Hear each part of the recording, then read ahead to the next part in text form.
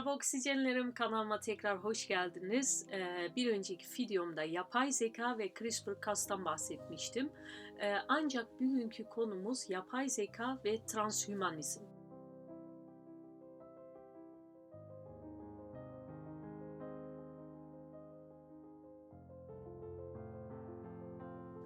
Aslında transhümanizm gelişmiş teknolojiyle insanları geliştirebileceğimiz bir tür ideoloji olduğunu diyebilirim.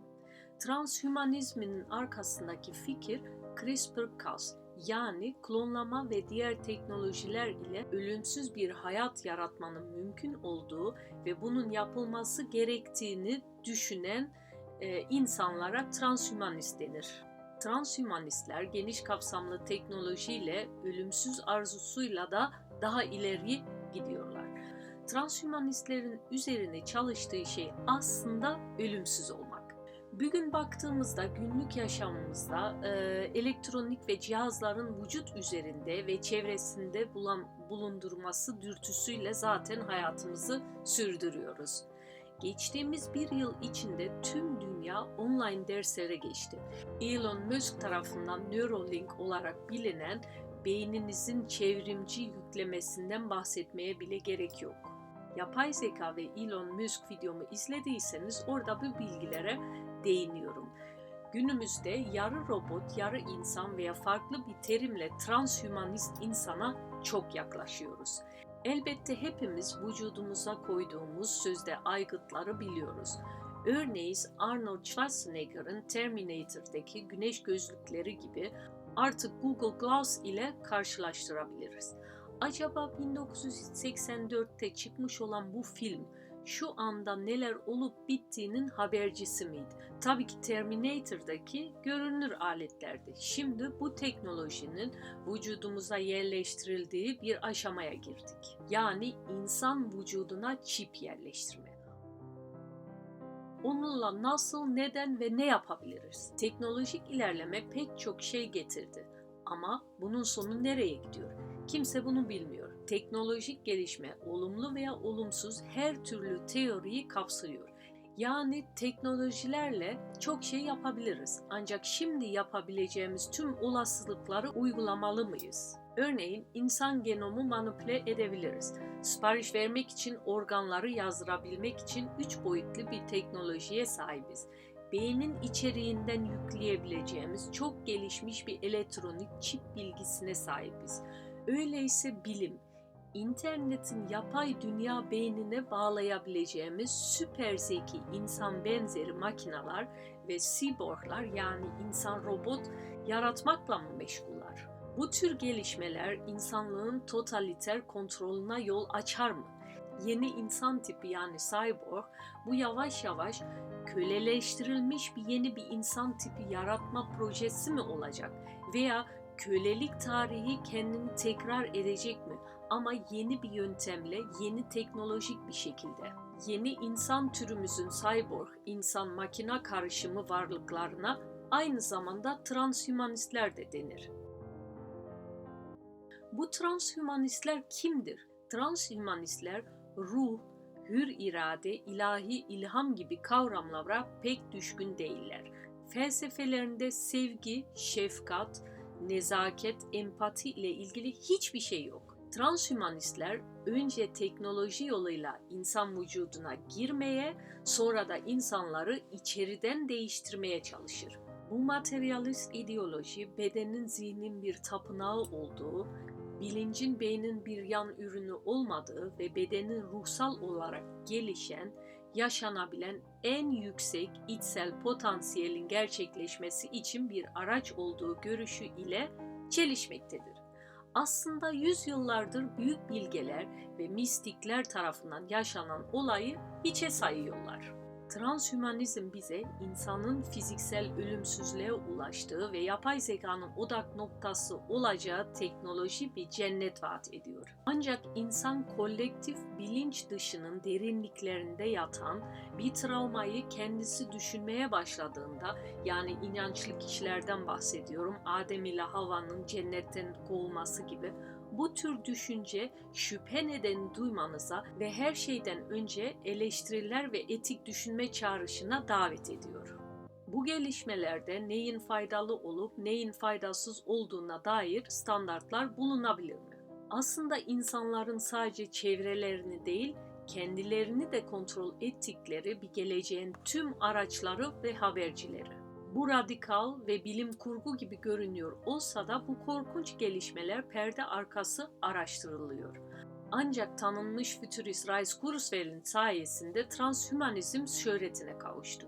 O halde sonsuz yaşam olacak mı? Daha önce Alcor Yaşam Uzatma Vakfı'nı duymamış olabilirsiniz.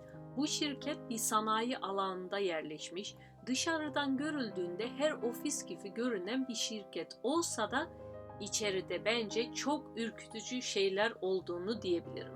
Binanın tam ortasında hasta bakım tabanı denen bir alan var. Vücudun bölümleri, kapsüllerin içinde depolandığı beyinler ve kafalar olduğu bir gerçeği beni bayağı ürküttü.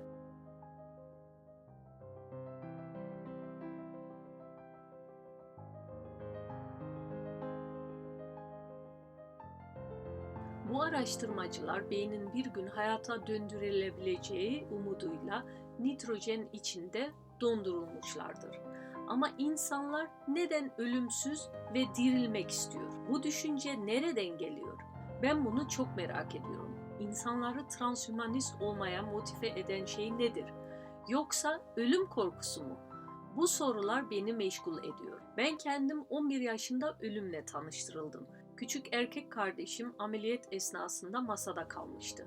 O zaman transhümanistler yaygın değildi. Tabii ki isterdim kardeşimi tekrar hayata döndürsünler. Yani bir teknolojik asalarıyla onu hayata döndürülmesini çok isterdim. Ne yazık ki gerçek öyle değil ve aslında bunun gerçekleşmesi bilimsel olarak neredeyse imkansız. Ben şahsıma ölümsüz bir geleceğe inanmıyorum. Ölümü tamamen ortadan kaldıracağımız bir zamanın geleceğini de zannetmiyorum. Daha çok hayatı daha uzun süre uzatabileceğimizi düşünüyorum. Geçmişle kıyaslarsak şimdi yüzlerce yıl öncesine göre daha uzun yaşıyoruz. Ama bu ölmeyeceğimiz anlamına gelmez. Belki transhümanistlerin istediği gibi bütün düşüncelerimizi bir cloud'a yani buluta yükleyebileceğimiz ve neredeyse sonsuza dek yaşayabileceğimiz bir noktaya geleceğimizi söylemek için bunları yapıyor olabilirler. Bu bana daha çok inandırıcı bir fikir geliyor. Ben kendim bu düşüncelerden ilham alıyorum ve bundan dolayı bir sanat eseri yapmıştım. Resimde de gördüğünüz gibi bu çalışmam 2010'da yaptığım bir çalışma. Yani vücutsuz çipli beyin. Bana göre yeni teknolojiler daha uzun bir ömür sağlayabilir. Aynı zamanda daha rahat bir yaşam da sağlayabilir. Hatta bunun en ünlü bir örneği bilim insanı olan Stephen Hawking'in hayatını düşünün. Of humanity and science without a voice synthesizer. At one point, I thought I would see the end of physics as we know it, but now I think the wonder of discovery will continue long after I am gone.